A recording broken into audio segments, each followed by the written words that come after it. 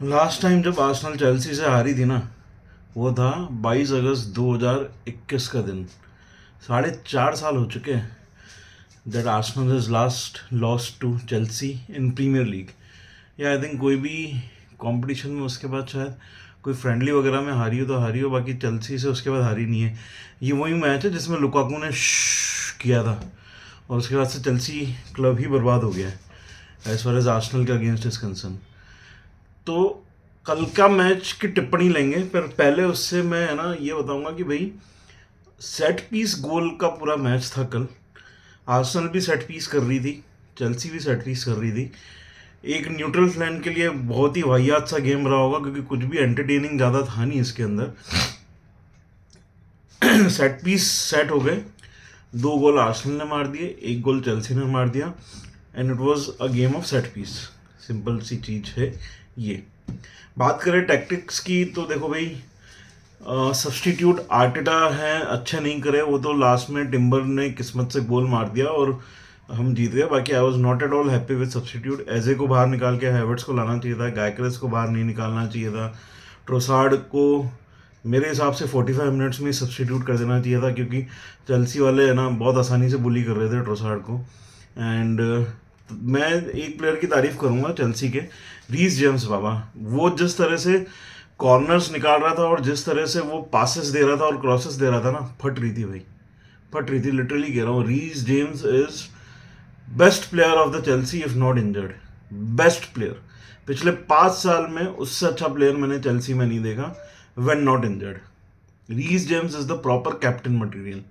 उसको कभी चेल्सी छोड़ के नहीं आना चाहिए। मेरा फेवरेट चेल्सी का प्लेयर है रीस जेम्स।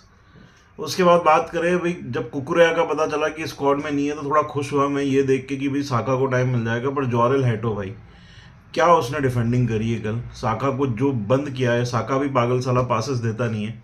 पासेस क्यों नहीं देता ये समझ में नहीं आता भाई, उसमें क्या इशू चल रहा है। पास दे के एटलीस्ट असिस्ट तो करे अगर गोल नहीं निकल पा रहे तो। एंड तारीफ करूंगा रोबर्टो सेंसेस की भी चेल्सी में कि उसने कुछ ढंग के सेव्स किए कल। और तारीफ डेविड राया की भी करूंगा कि उसने भी कुछ अच्छे सेव्स किए कल। लेकिन at the end of the day जो कॉर्नर से हमने गोल खाया वो रोकना चाहिए था, बट कॉर्नर है यार। रीस जेम्स का क्रॉस था, it was very difficult, very very difficult. इसीलिए मैं रीस जेम्स की तारीफ कर रहा हूँ कि बेस्ट चेल्सी प्लेयर है वो पिछले 5 साल में, आफ्टर ईडन हज़ार्ड। सबसे बढ़िया चेल्सी प्लेयर जो है मुद्रिक को छोड़ के, ऑफ कोर्स यार मुद्रिक का कोई कंपैरिजन ही नहीं है। देखो मुद्रिक के अलावा या Reece James is the best Chelsea player. BBC का एक स्टेटमेंट आया था 1-2 दिन पहले कि भैया are Liverpool is the new set piece king. तो भैया बीबीसी वालों, लिवरपूल ने 9 सेट पीस और 3 फ्री किक से गोल मारे, 12 गोल मारे हैं। आर्सेनल 19 मार चुकी है इस सीजन। तो लिवरपूल इस season as compared to Arsenal, as compared to set piece, दूर दूर तक नक्शे में भी नहीं है। ठीक है ना, तो ये चीज़ आप समझ लो। अनदर थिंग, कल के मैच में मैं आपको एक चीज़ बताऊं भाई, आर्टेटा भैया आपका ये चीज़ समझ में नहीं आ रहा है कि आप लीड लेने के बाद फॉल बैक क्यों कर रहे हो।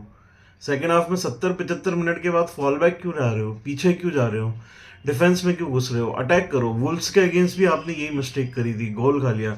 नॉटिंघम फॉरेस्ट के अगेंस्ट ये मिस्टेक करी, ड्रॉ हो गया। वुल्स के अगेंस्ट ये मिस्टेक में ड्रॉ हुआ है। कल भी ड्रॉ हो जाता अगर वो लकीली डेक्लन राइस का क्रॉस आया और वो टिम्बर का सिर लग के गोल के अंदर घुस गई बॉल, नहीं तो कल भी ड्रॉ हो जाता है। ऐसा नहीं चलेगा, वाई फॉल बैक। ऐसा लग रहा था कि भाई अरे दूसरी बॉल के लिए, सेकंड बॉल के लिए हेडर वगैरह कुछ भी लगने के बाद सेकंड बॉल के लिए कोई जा ही नहीं रहा है, सब डिफेंस में घुस रहे हैं। क्यों? क्यों ट्रोसार्ड को 50 45 50 मिनट्स में सब नहीं किया? क्यों एजे को निकाल के काई हैवर्ट्स को क्यों नहीं लाए? काई हैवर्ट्स को नहीं ला सकते थे, एजे को निकाल के आप मधुएको को ले आते, मधुएको को आप राइट विंग पे खिलाते और साका को आप नंबर 10 में लेके आ जाते, वो क्यों नहीं किया? ये सवाल हमको पूछने पड़ेंगे आर्टेटा से। ये सवाल आर्टेटा को खुद सोचने पड़ेंगे। कल का जो गेम था, it was a lucky escape. David राया के 2 बहुत ही शानदार सेव्स के कारण कल हमको 3 अंक मिल गए, नहीं तो 2 अंक लूज हो जाते आज। Almost city with a gaming hand, आप देखो कि 3 पॉइंट का गैप रहता और सिटी के पास गेमिंग हैंड है। वो चीज़ हो जाती। दूसरे मैचेस की अगर मैं बात करूं, Manchester United lucky bastards, red card मिल गया क्रिस्टल पैलेस को, जीत गए। Liverpool very dominant display against West Ham. Spurs आप लोग क्यों हो यहाँ पे, जाओ जाके खेती करो भाई, हैं। मैनचेस्टर सिटी लकी 3 पॉइंट्स, एक गोल मारा और उसके बाद जो डिफेंस उन्होंने किया, ये देखो मैनचेस्टर सिटी का ये होता है, उनके पास है ना दो कमजोरियां थी। अटैक उनको थोड़ा सा कम पड़ रहा था और डिफेंस में उनकी हालत खराब थी, है ना। और वो मार्केट अपॉर्चुनिटी को कैसे लेना है ना, ये आपको मैनचेस्टर सिटी से सीखना चाहिए। जेम्स स्टेफर्ड साइन किया, उसके बाद उनको पता चला कि जियान लुइगी जो गोलकीपर है उनका, डोनारुमा, वो अवेलेबल है, पीएसजी से वो खरीद लिया। भली जो जेम्स स्टैफोर्ड है वो बेंच पे बैठा रहे, कोई फर्क नहीं पड़ रहा, अगले सीजन चले जाए कोई फर्क नहीं पड़ रहा, भैया मार्केट अपॉर्चुनिटी है तो हम लेंगे। मार्क गुई की मार्केट अपॉर्चुनिटी मिली, 20 मिलियन में खरीद लिया। सेमेनो का रिलीज क्लोज पे करके 60 70 50 60 मिलियन जो भी है उसमें उसको खरीद लिया। तो इससे क्या स्क्वाड इंप्रूव हो गई है, पूरा इंप्रूवमेंट आ गया है, डिफेंस सॉलिड हो गया है, रूबन डायस वापस आ गया है, मार्क गुई है, अटैक सेमेनो आ गए हैं, हालैंड तो है ही उनके पास। कल भली वो नहीं खेला, स्क्वाड से बाहर था माइनर इंजरी की वजह से, पैसे की कमी महसूस होने दी थी उनकी, हालैंड की। तो ये है, सेमेनो ने कल गोल मारा, विनिंग गोल मारा, एक ही गोल मारा, जो भी है, ये फर्क पड़ता है विनिंग मेंटेलिटी का। और ये मेंटेलिटी आर्सेनल को अपने अंदर लानी पड़ेगी। नो डाउट ये मैचेस जीत रहे हैं, है ना। हर साल मार्च में शेकी हो जाते थे, तो अभी मार्च के स्टार्टिंग में इन्होंने निकाल दिया। देखना होगा वेडनेसडे में ब्राइटन के अगेंस्ट कैसा परफॉर्म करते हैं। आई एम वेरी वरीड कि भाई डेक्लन राइस को एक छोटी सी इंजरी हुई है, अभी तक उसका नतीजा सामने नहीं आया है। हालांकि ओडेगार्ड भी थोड़े से माइनर इंजरी के साथ जूझ रहे हैं, बट देन काई हैवर्ट्स वापस आ गए हैं।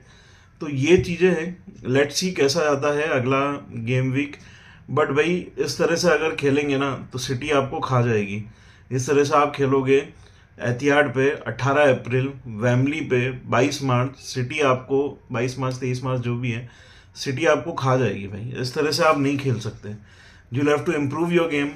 मार्टिटा भैया डिफेंस के भरोसे आप हो, अच्छा है, बट आप लीड कर रहे हो तो फॉल बैक मत करो, चांस मत दो उनको। जस्ट ट्राई टू फाइंड, अगर आप एक लीड से कर रहे हो try to find second goal, आप 2-1 आगे हो try to find third goal, आप 3-2 आगे हो try to find a 4 goal. जब तक 4 गोल नहीं पड़ जाए, है ना, और 4-2 4-1 से आप नहीं आगे हो, तब तक फॉल बैक मत करो, मत करो। ये चीज़ समझ लो। कल लकी भी रहना चाहिए, डेक्लन राइस का वो नहीं मिला, हैंडबॉल नहीं मिला, पर उसका फ़ायदा नहीं है, अगले ही कॉर्नर में गोल पड़ गया। ये चीज़ भी आपको सोचनी पड़ेगी भाई। अभी माइनर माइनर एक एक इंच, आधा आधा इंच, आधा आधा सेंटीमीटर से भी अगर फ़र्क पड़ रहा है तो उससे फ़र्क पड़ेगा। ये चीज़ आप ध्यान रख लो।